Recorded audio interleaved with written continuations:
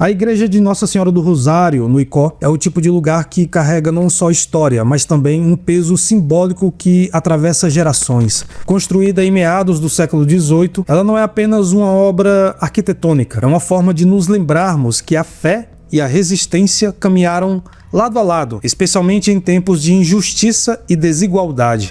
E tem até um milagre na conta dessa igreja, mas calma que a gente vai chegar lá. Primeiro eu vou pedir para o meu amigo, poeta e memorialista Cláudio Pereira para contar um pouquinho da história dessa igreja para vocês. A igreja de Nossa Senhora do Rosário dos Homens Pretos, ela ficou finalizada em 1763. Nós temos registro de um batizado de uma criança de pais escravos, mas que foi adotada por uma família branca, né? E essa data se deu à construção. Há registros que foram pela mão escrava, obviamente, porque aqui já existiam muitos escravos. E se tornou, durante muito tempo, o local de refúgios desses cativos, né, dessas pessoas negras que vieram dos países do continente africano. Aquela igreja, ela tem um diferencial muito grande das demais. Ela é bem mais alta, bem mais pomposa, sua parte interior é bem mais plausível. Há quem diga que os escravos diziam: nós construímos as igrejas voltadas para o homem branco da forma que eles desejam, mas o nosso local vai ser bem mais bonito, né, mais atraente. Enfim, os nossos irmãos negros, eles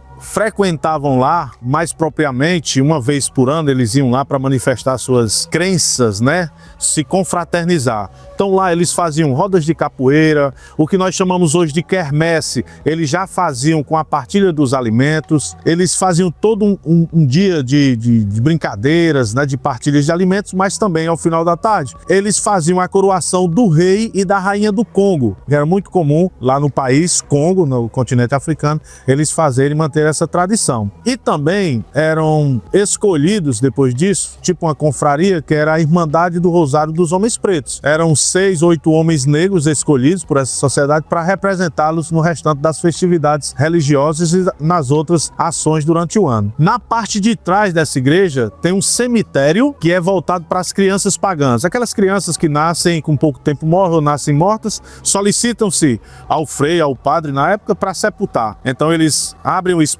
e lá essas crianças são sepultadas. E tem o sincretismo religioso daquele espaço, é muito assim intenso. É a única igreja em estilo barroco que nós temos no município que ainda mantém no seu altar-mor original um santo negro, São Benedito, que é tido como protetor da Irmandade Negra do Rosário. Com certeza, Cláudio, essa igreja é de uma significância gigantesca para nossa cidade. Localizada na parte norte do Icó, bem no fim das ruas Dr. Inácio Dias e General Piragibe, essa igreja foi construída pela Sociedade Colonial Icoense, famosa por seu fervor católico. Mas infelizmente, fervor nem sempre vinha acompanhado de bom senso. Naquela época, a igreja era exclusiva para os escravizados, sendo chamada de forma nada amigável de Igreja dos Homens Pardos. Era o único templo onde eles podiam assistir aos atos religiosos, porque o racismo não tirava folga nem dentro da religião. Apesar de toda a opressão, o dia da festa da padroeira,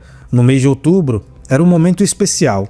Os escravizados aproveitavam para pedir proteção à Virgem do Rosário, que era vista como uma espécie de guardiã dos que viviam sob o chicote de seus senhores. Nesse único dia, eles podiam sair das senzalas e trocar o silêncio da submissão por um pouco de alegria, mesmo que tudo fosse rigidamente controlado.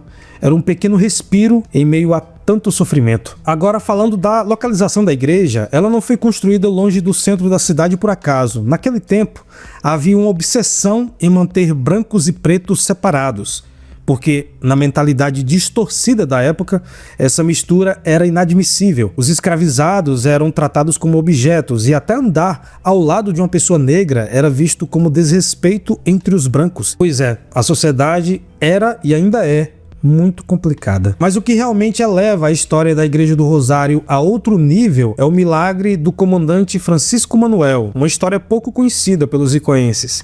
Francisco Manuel era um homem que aparentemente tinha Deus e Nossa Senhora do Rosário em seu time. Acontece que a igreja, quando foi construída, ela ficou inacabada. A parte da frente, incluindo a torre, simplesmente não foi concluída. E é aí que entra o tal milagre. Francisco Manuel era comandante da Guarda Nacional e tinha feito muitos inimigos poderosos ao prender alguns bandidos perigosos. Certo dia, esses mesmos bandidos fugiram da cadeia e deram de cara com o comandante, que estava em um ponto da cidade fazendo seu trabalho. A situação prometia ser fatal para ele, mas milagrosamente Francisco conseguiu se esconder por tempo suficiente até que a polícia chegasse e capturasse os fugitivos.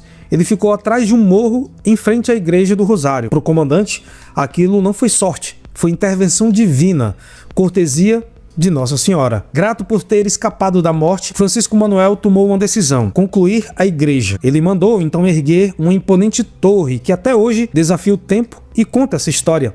O gesto não só deixou um legado arquitetônico, mas também reforçou a ligação entre fé e gratidão que sempre marcou a história do Icó. A igreja de Nossa Senhora do Rosário é mais do que um prédio religioso. Ela é um símbolo de resistência, memória e até redenção. E como toda boa história do sertão, tem aquele toque de milagre e emoção que faz a gente acreditar que sim, a fé pode mudar as coisas e até salvar vidas.